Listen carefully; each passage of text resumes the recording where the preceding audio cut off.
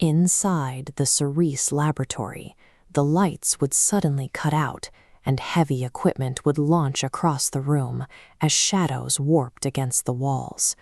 The entity responsible showed a calculated aggression, tripping breakers, physically pinning research assistants, and cornering the facility's resident Yamper and a young girl named Chloe.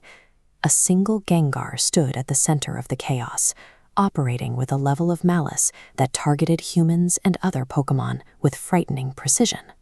Wild ghost types are known for pulling pranks, but this individual was waging a localized turf war against the research facility itself.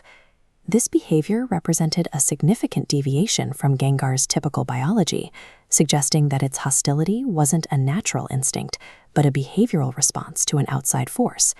Years before it ever set foot in the laboratory, this Gengar lived in Vermilion City as a captured, owned pet. Its original trainer blamed the Pokémon for his own losing streak. He viewed Gengar's presence not as a partner, but as a literal curse that caused his failed captures and battle losses. He brought Gengar to an empty building, commanded it to wait there for him, and then walked away with no intention of returning. It sat in that empty room, watching the sun rise and set, waiting for 3 years, 1,000 days of isolation. This curdled Gengar's loyalty into a vengeful hatred. The trauma of that abandonment had transformed a domestic pet into the hostile entity terrorizing the lab. The cycle of hostility finally breaks on the streets of Vermilion City. Gengar is hiding inside Ash Ketchum's shadow when it overhears its original trainer laughing about how he tricked the cursed Pokémon into waiting for him. Confronted with the truth of the betrayal, Gengar erupts from the shadow and launches a furious attack at its former owner. During the struggle, Team Rocket attempts to capture the rogue ghost. Instead of attacking the Gengar, Ash physically dives in front of an incoming energy blast to shield it, before offering the Pokémon a permanent spot on his team. That single act of protection resets Gengar's psychological state. It abandons its violent defense mechanisms and becomes a relaxed, loyal prankster with a renewed drive for competition. Ash effectively proved that for Gengar, mechanical growth was impossible without first establishing a foundation of psychological security. Once that trust was established, it translated directly into raw mechanical output on the battlefield and a genuine eagerness to train. Ash and Gengar travel to Stowe on side, teaming up with gym leader Alistair to forage for max mushrooms and brew a highly specialized max soup. Downing that soup triggers a massive physical reaction. Gengar becomes the first of Ash's Pokémon to achieve both standard Dynamax and Gigantamax forms.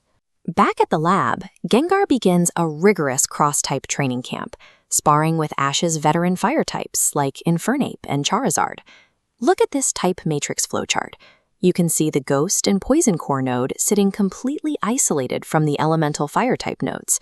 Biologically, there is zero overlap, yet through this intense sparring, Gengar figures out how to physically manifest the fire type move Will-O-Wisp.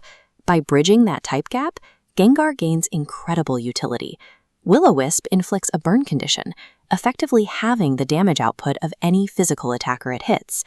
Gengar's unique arsenal was built entirely on these new bonds. The Gigantamax form and the Fire-type utility were the direct results of its willingness to integrate into Ash's team.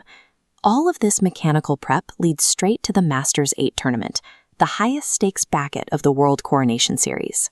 Gengar puts its unique training to work immediately, using Will-O-Wisp to burn and cripple heavy physical tanks like Paul's Metagross and Steven's Aggron.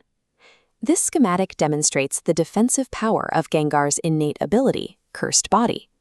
When an opponent makes contact, there is a distinct probability that the incoming attack is instantly disabled, a mechanic Gengar used to shut down Leon's Mr. Rime in the finals. When forced to Gigantamax, it absorbs super effective Dark Pulses before wiping out Leon's Inteleon with a massive arena-clearing purple sludge strike known as Max Ooze. The spooky unpredictability and resilience that the original trainer discarded were the exact traits that made Gengar an incredibly difficult weapon for a champion to wield. This style tracks all 18 elemental types in the Pokémon universe. When Ash caught Gengar, those ghost and poison icons locked into the final empty slots, completing his collection of every single type across his entire journey. The Pokémon left to rot for bringing bad luck ended up serving as the final piece in a world champion caliber roster. Gengar's journey is the ultimate case study for the Ketchum philosophy. There are no bad Pokémon, only bad trainers. When a trainer provides genuine trust, the power of their Pokémon multiplies.